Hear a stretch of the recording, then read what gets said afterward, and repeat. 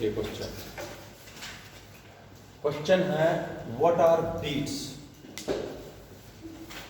Derive an expression for beat period and beat frequency. Beats को define करना है, beat period निकालना है फिर, और बीट फ्रीक्वेंसी निकालनी है। चलिए देखिए, पहले थोड़ा मैं समझाता हूं, फिर आप लोगों को ये समझ आएगा। इधर सुनिए,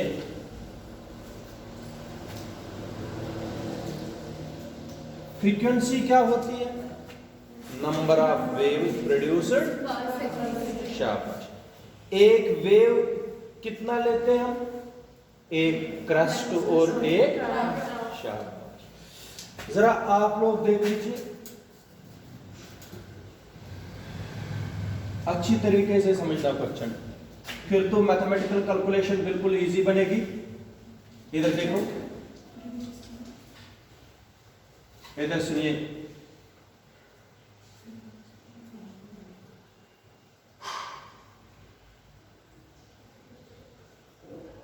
बताओ कितनी वेव्स है? यहां तक होगी 1 2 3 4 5 6 से थोड़ा ज्यादा, 6 वेव्स। ठीक है, यहां तक समझ आया? अब देखो यहां,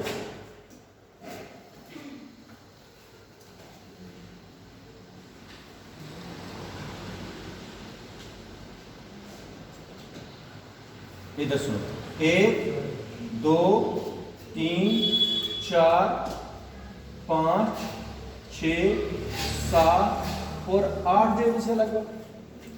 इधर कितनी? यहां पर 6 और यहां पर 8 वेव्स। आप देखो,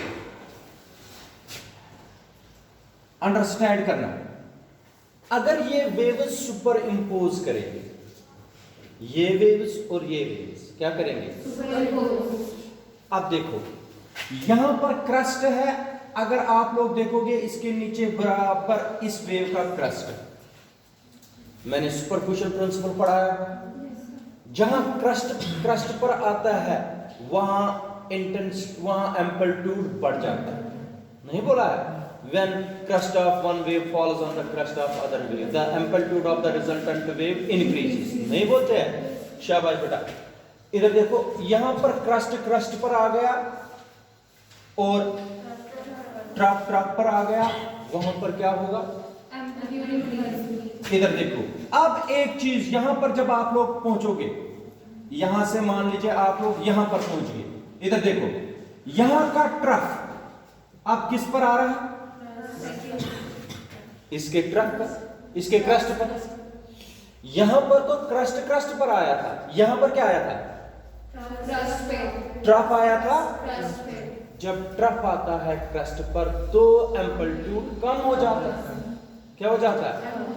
फिर से कहीं पर आएगा क्रस्ट पर। इधर देखो, यहां पर फिर से क्रस्ट किस पर आ गया? फिर से एम्पलीट्यूड बढ़ जाएगा। आप सुनो, इसका मतलब हो गया, इधर देख लीजिए, जो इन दोनों की रिजल्टेंट वेव है, जैसे यहां पर एम्पलीट्यूड बढ़ जाएगा, यहां पर एम्पलीट्यूड, जहां ये है ट्रफ किस पर आ गया, वहां पर एम्पलीट्यूड कम हो जाएगा, वहां तक होगा। फिर से क्या होगा? फिर से थोड़ी देर के बाद क्या होगा? इसका मतलब हो गया, कहीं पर एम्पलीट्यूड बढ़ जाएगा, कहीं पर रेगुलर इंटरवल्स के बाद क्या होगा? कम होता जाएगा। क्या? अगर मैं आप लोगों को ये रिजल्टेंट वेव इन दोनों की ऐसे बनेगी, इधर देखो, रिजल्टेंट वेव ये ऐसे बनेगी, कहीं कहीं पर बढ़ जाएगा, कहीं कहीं पर कम होता जाएगा, कहीं कहीं पर फिर से बढ़ता जाएगा, कहीं कहीं पर। आप लोगों को ये खुद पता चलेगा। आप लोग मुझे बता दीजिए, बढ़ेगा क्यों? क्योंकि क्रस्ट है। बढ़ेगा क्यों? शाबाश बेटा। क्रस्ट किस पर आएगा? और जहां क्रस्ट ट्रफ पर आएगा वहां इंटेंसिटी क्या होगी? द फिनोमिनन ऑफ, अब सुनो, पहले सुनो, the phenomenon of regular rise और fall, the phenomenon of regular rise or fall in the intensity of sound, in the intensity of sound when two sound waves of nearly equal frequencies, इसकी 6 है, इसकी 7, nearly equal frequency superimpose on each other are called beats. तुम लोगों को पता है क्या होता है, और तुम लोगों ने देखा भी होगा, एम्पलीफायर में नहीं देखते हो बीट ऐसे ऊपर नीचे जाती है, नहीं होता है वेव ऐसे, उसमें क्या होता है, रेगुलर राइज होता है, किसकी, साउंड की, जब आवाज निकलती है डीजे में जबरदस्त आवाज निकलती, तो फिर फॉल करता है फटाफट, उसको बोलते हैं the phenomenon of regular rise, the phenomenon of regular rise and fall or fall in the intensity of sound waves, in the intensity of sound waves when two sound waves of nearly equal frequencies, of nearly equal frequency superimpose on each other are called beats. What are beats? शाबाश. the phenomenon आवाज का बढ़ना और regularly intervals पर घटना, ये बढ़ना और घटना ही क्या है, किसका, साउंड का, साउंड वेव्स का. शाबाश, बताओ.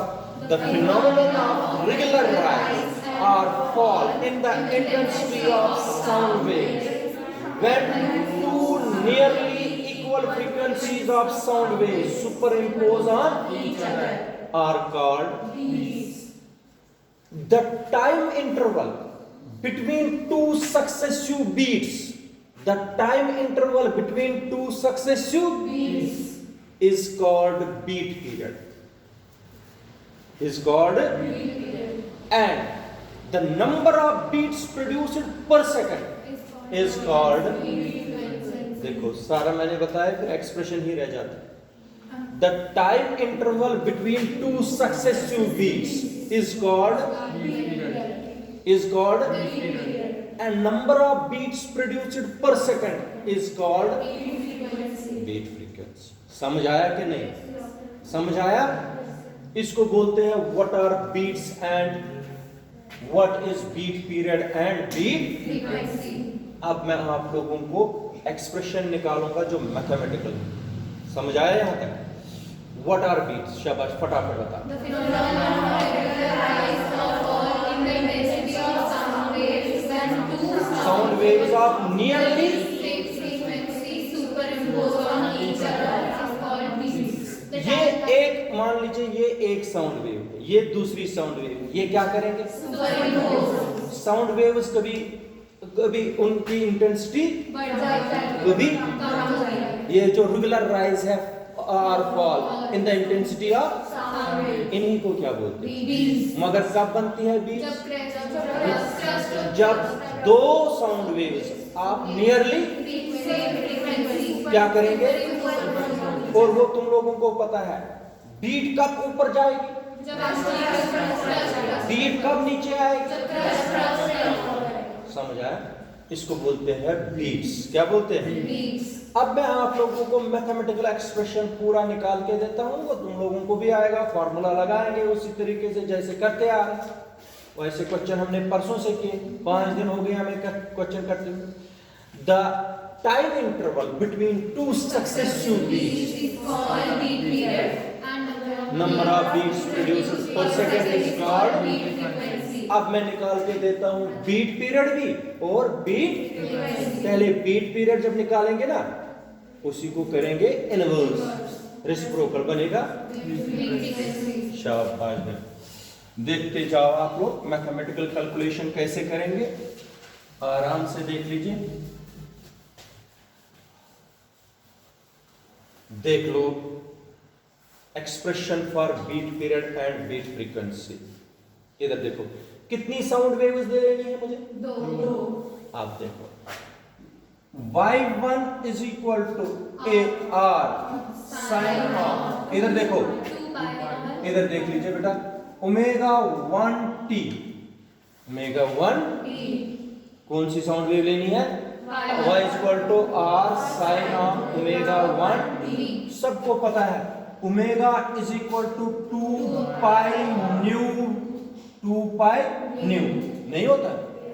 तुम लोगों को मैंने नहीं पढ़ाया 2 पाई अपॉन कैपिटल टी होता है। 2 पाई अपॉन कैपिटल टी का मतलब क्या हुआ? 2 पाई नहीं पढ़ाया, न्यू होती है फ्रीक्वेंसी। अब इधर देख लीजिए, is equal to r sine of 2 pi nu 1 t, nu 1 where nu 1 is the frequency of first sound wave, मगर nearly equal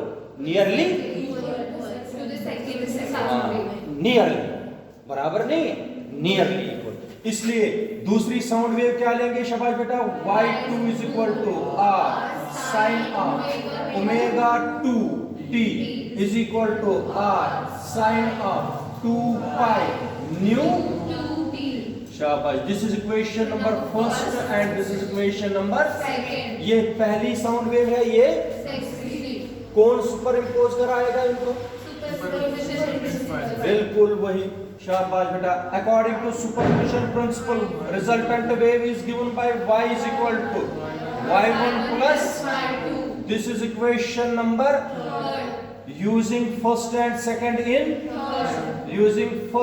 second in third. चलते जाइए आगे आगे, बताओ। y equal to r sine of 2 pi nu 1 t plus r sine of 2 pi nu 2 t। r को common निकाल दो।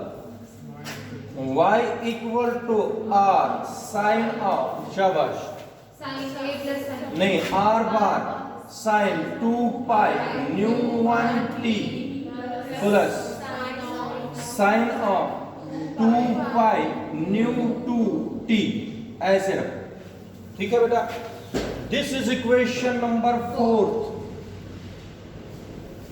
ठीक है, कौन सी इक्वेशन बनी? आप देखो, वी नो शाबाश बेटा, साइन ए प्लस साइन बी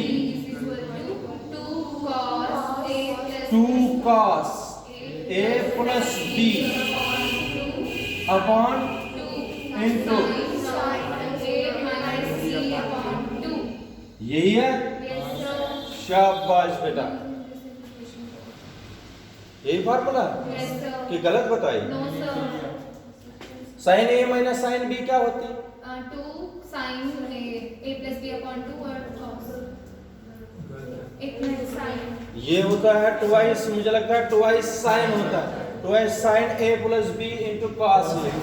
ये आपने गलत बोला, यहाँ पर फॉर्मूला चेंज हो जाएगी। आप देखो, twice sine of a plus b into cos of a minus B.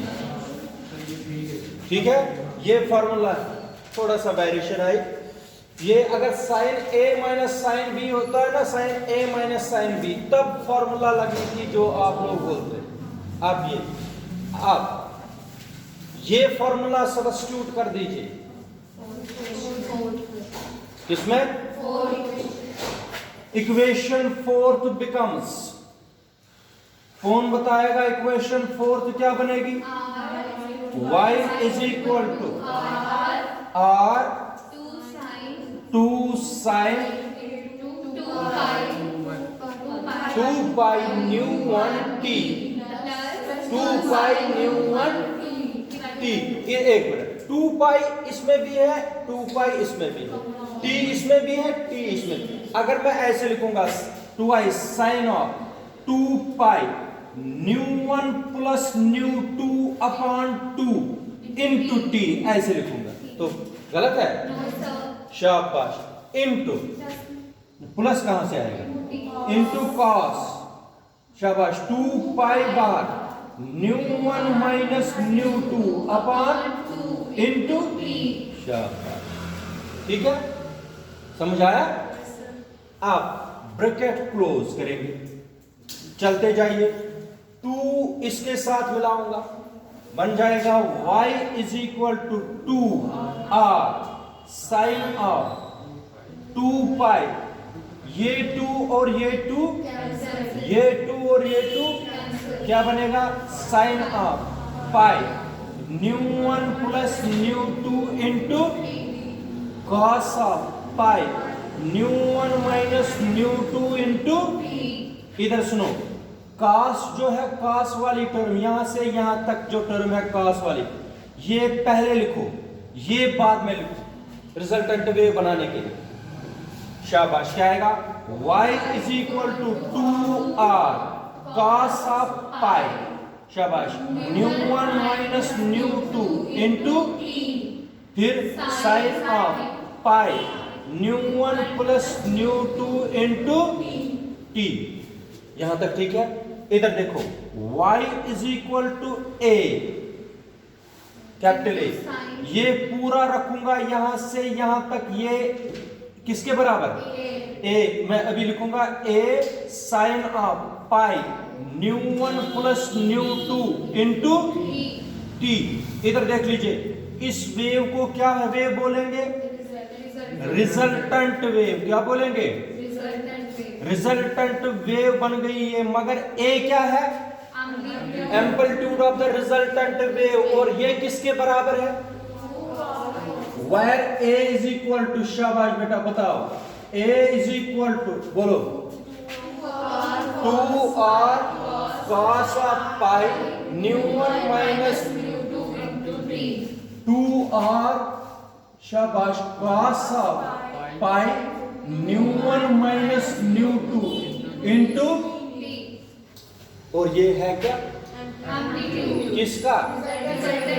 Is equal to amplitude of resultant wave, amplitude of resultant wave है ये रिजल्टेंट वेव का एम्पलीट्यूड है बेटा। ठीक है? यहां तक ठीक है? समझ आया? अब इधर देखो, जब इंटेंसिटी बढ़ जाएगी, एम्पलीट्यूड मैक्सिमम होता है कि मिनिमम होता है?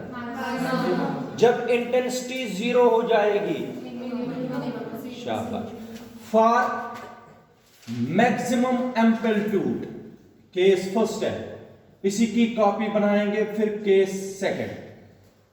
फॉर मैक्सिमम एम्पलीट्यूड, पेपर में भी आप लोग इसी तरीके से कॉपी करोगे, फॉर मैक्सिमम एम्पलीट्यूड, और पेज को अगर 2 से करोगे आप लोग ऐसे, यहां पर क्या लिखोगे? केस सेकंड क्या बनाओगे? For minimum amplitude.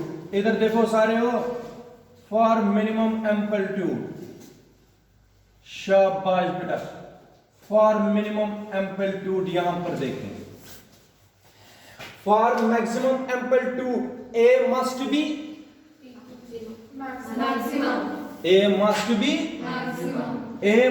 Maximum, for maximum amplitude a must be maximum. A must be maximum का मतलब हो गया 2r cos of pi ν1 minus ν2 into t must be maximum, must be यही हुआ ना मतलब? ये कब मैक्सिमम होगा? cos कब मैक्सिमम होता है? Plus minus 1। This implies that ये टर्म मैक्सिमम तब होगी जब cos of pi ν1 minus ν2 into t क्या होगा? प्लस माइनस 1, तब जाके एम्पलीट्यूड। इसका मतलब एम्पलीट्यूड कब मैक्सिमम होगा? व्हेन cos कितना होना चाहिए? एम्पलीट्यूड कब होगा कनिष्का? 1 प्लस माइनस 1, जब cos वाली टर्म क्या होगी? Plus minus 1। अब तुम लोगों को परसों मैंने पढ़ाया हुआ, cos कब कब 1 होता है और cos कब कब माइनस 1 होता है, पढ़ाया है? शाबाश, दे दो वो वैल्यू। हो गया cos of pi ν1 minus ν2 into, बताओ शाबाश। आपका नाम क्या है? खुशबू। जरा बेटा आप पहले पहले आते थे ना, फिर क्यों नहीं आई बेटा? आप तो कश्मीर में थी। अच्छा, शाबाश। बताओ, cos 0 पर कितना वैल्यू है? प्लस 1। फिर cos 180 हो गया cos पाई, उस पर फिर ना 2 पाई फिर से 3 पाई। इसका मतलब ऐसे लिखेंगे cos ऑफ 0 डिग्री, फिर cos ऑफ पाई, फिर cos ऑफ 2 पाई, फिर cos ऑफ 4 पाई, नहीं 3 पाई एंड समझ आया ये? cos दोनों साइडों से है, इसलिए मैं क्या लिख सकता हूं? This implies that pi nu1 minus nu2 into is equal to 0 degree pi 2 pi 3 pi and जब 0 भी हो 1 भी हो 2 भी हो 3 भी हो, इसको क्या लिखते हैं? n pi, where n is equal to 0 1 2 3 and so on। शाबाश। This implies that pi nu1 minus nu2 into is equal to n, where n is equal to 1 2 3 and notes पर लिखा है मैंने k पाई। तुम लोग बोलोगे ये क्या है? k wire k is equal, उससे फर्क है क्या? कोई भी चीज लिख सकते हो। तो जरा मुझे बता दीजिए पाई और pi, this is equal to t is equal to n upon nu1 minus, ये हो गए टाइम इंटरवल के लिए आई, टाइम पीरियड नहीं आया, बीट पीरियड नहीं बन गया, ये टाइम इंटरवल है। क्या है? शाबाश। जरा बताओ टाइम इंटरवल्स कौन कौन से बन गए? अब मैं टाइम इंटरवल्स में बताता हूं कैसे बन जाएंगे, आप लोग देख लीजिए। टाइम इंटरवल्स जब n को क्या देंगे ना 0, तो t क्या बनेगा? शाबाश, ठीक है। n को दे दो 1, शाबाश। दूसरा वैल्यू टाइम इंटरवल क्या बनेगा? nu1 माइनस, दे दो दूसरा 2 upon nu1 minus nu2 and आप देखो बेटा, अब करना है बीट पीरियड। क्या करना है? तुम लोगों को मैंने डिफाइन करके दिया, बताओ कनिष्का बीट पीरियड क्या था? Successive beats. ये इधर देखो, ये एक बीट है, ये दूसरी, ये ऐसे ही चलते, कहीं भी दो का मगर सक्सेसिव, मगर इसका और इसका माइनस कर दीजिए, तीसरी और दूसरी का कर दीजिए, चौथी और तीसरी का कर दीजिए, जैसे मर्जी है, रिजल्ट एक ही आएगा, आंसर एक ही आएगा। चाहे 10वीं और 9वीं को भी करो आप, आंसर वही आएगा जो सेकंड और जो मर्जी, जैसे मर्जी है करो। बीट पीरियड हो गया, दो को दूसरी को किससे करना है माइनस, या तीसरी को, चलो हम तीसरी और सेकंड को करेंगे। हो गया 2 upon new minus nu2 minus 1 upon nu1 minus, ये गलती नहीं करना, तीसरी और पहली को करोगे ना, सेकंड और पहली को, या तीसरी और, या चौथी और, हाँ। t is equal to 1 upon nu1 minus, ये निकल गया बीट पीरियड। क्या निकल गया? क्या निकल गया? बीट फ्रीक्वेंसी क्या होती है? Reciprocal of beat period is called beat frequency. Beat frequency तो रेसिप्रोकल है। बीट फ्रीक्वेंसी इधर देखो, बीट फ्रीक्वेंसी ध्यान से देखो is equal to 1 upon t, 1 upon t किसके बराबर बनेगा? nu1 माइनस, ये निकल गई बीट फ्रीक्वेंसी। क्या निकल गई? Beat frequency. और ये मैक्सिमम एम्पलीट्यूड के लिए, मैक्सिमास के लिए है। ये क्या है? फॉर मिनिमम, मिनिमास के लिए क्या है कंडीशन? इसी तरीके से सारा निकालना है फिर से। अब तुम लोग बताओगे, मैं सिर्फ लिखूंगा, बताओ फॉर मिनिमम एम्पलीट्यूड। शाबाश। A is equal to minimum, copy करनी है इसको, a is equal to minimum. शाबाश बेटा। ए कब मिनिमम होगा? This implies that 2r cos of pi nu1 minus nu2 into is equal to, बिल्कुल मिनिमम होना चाहिए। ये मिनिमम कब होता है? cos, शाबाश। जब 0 हो 0 इसका मतलब cos of pi ν1 minus ν2 into is equal to cos कब 0। This implies that cos pi ν1 minus ν2 into is equal to cos of pi by cos of 3 pi by cos of 5 pi by and आड़ आते हैं कि even इसमें आ रहे हैं। आड़ को मैंने सिखाया हुआ है कैसे लिखते हैं 2n माइनस 2n प्लस 1 भी आता है 2n माइनस 1 भी आता है, मगर n लेना पड़ता है एक बार 0 एक बार लेना पड़ता है 1, ये फर्क है। 2n प्लस 1 भी आएगा 2n माइनस 1 भी आएगा, मगर जब n लोगे ना तब एक बार n को 0 लेना है एक बार n को 1 से। हाँ प्लस 1 में n को क्या लेना पड़ेगा 0 से, लेकिन जब माइनस लिखोगे तो n को 1 से। अब अपनी मर्जी है। अब देखो cos ऑफ शाबाश pi ν1 minus into is equal to बोलो है नहीं cos नहीं अब आएगा pi by 2 3 pi by 2 and शाबाश बेटा कैसे लिखते हैं आड़ आप सबको पता है pi is equal to ν1 minus into 2n minus into शाबाश पाई अपॉन, अगर n को 1 देंगे तो ये वाली टर्म आएगी, n को 2 देंगे where n is equal to 1 2 3 and शाबाश बेटा पाई और पाई फिर ν1 minus ν2 into t is equal to 2n divided by t is equal to 2n minus 1 divided by 2 ν1 minus, समझ आया? मैंने बताया हुआ इसकी कॉपी करनी है। अब टाइम इंटरवल बनाओ, टाइम इंटरवल बनाओगे कहां से 1 से, 0 से नहीं 1 से। शाबाश टाइम इंटरवल बना दीजिए t इज इक्वल बोलो 2n माइनस 2 ये हो गया 2 इंटू 1 माइनस 1 अपॉन 2 ν1 माइनस ये हो गया पहला पीरियड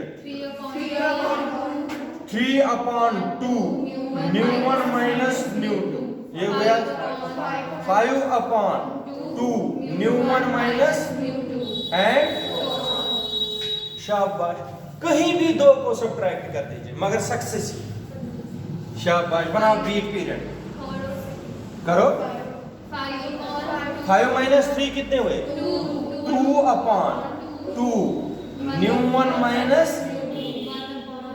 ये और ये 1 अपॉन ν1 माइनस। शाबाश बेटा निकालो बीट फ्रीक्वेंसी, बीट फ्रीक्वेंसी निकाल दीजिए। शाबाश ν1 माइनस देखो बराबर आ गई। मैक्सिमाज और मिनिमाज के लिए बीट फ्रीक्वेंसी क्या रहती है सेम। जब तुम लोग पेपर में करोगे तुम लोगों का क्वेश्चन एग्जैक्टली क्लियर, कोई प्रॉब्लम नहीं, तुम लोगों को खुद पता चलेगा 5 नंबर का क्वेश्चन आ गया। तो ये होता है beats, beat frequency, beat period, किस तरीके से एक्सप्रेशन आएगा करना पेपर में कि नहीं। ये हो गया कंप्लीट क्वेश्चन, मैथमेटिकल है। एक बार जब प्रॉपर करोगे तभी आएगा, ऐसे देखने से नहीं आता ये क्वेश्चन। बिल्कुल एग्जैक्टली मैथमेटिकल क्वेश्चन है, पेपर पर कर लीजिए एक बार कॉपी पर, तो फिर आप लोगों को कभी भूलेगा भी नहीं।